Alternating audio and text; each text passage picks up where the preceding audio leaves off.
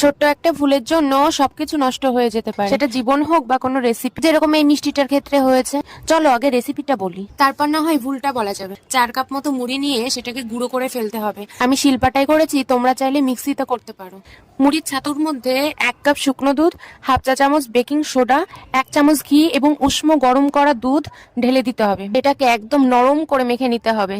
তারপর 10 মিনিটের জন্য ঢেকে দিয়ে উনুনটা জ্বালিয়ে নিতে হবে। 2 কাপ চিনি এবং 4 কাপ জল দিয়ে ভালো করে ফুটিয়ে শিরাটা তৈরি করে নিতে হবে। ভুলটা আমার কোথায় হয়েছিল বলো তো? ওই উষ্ণ দুধের জায়গায় আমি একদম ফুটন্ত দুধ ওই পাউডারের মধ্যে ঢেলে দিয়েছিলাম, যার কারণে মিষ্টিগুলো একদম ভেঙে চুরে গেছে। মিষ্টিটা আমি ল্যাংচার আকৃতি চাইছিলাম জন্য এরকমটা করেছিলাম। এই পর্যন্ত ঠিক ছিল, কিন্তু এই ফুটন্ত শিরার মধ্যে যখন মিষ্টিগুলো দিচ্ছিলাম তখন ভেঙে চুরে চুরমার। এই দেখো কিরকম অবস্থা। আগেও করেছি মিষ্টিটা, কিন্তু আগে ঠিকঠাক হয়েছিল, আজকে ঠিকঠাক হয়নি আমার ছোট্ট একটা ভুলের জন্য। এই কারণের জন্যই ফার্স্টে বললাম ছোট্ট একটা ভুলের জন্য সবকিছুই নষ্ট হয়ে যেতে পারে, সেটা মানুষের জীবন হোক বা যে কোনো জিনিস। সুজির মতো লাগছে।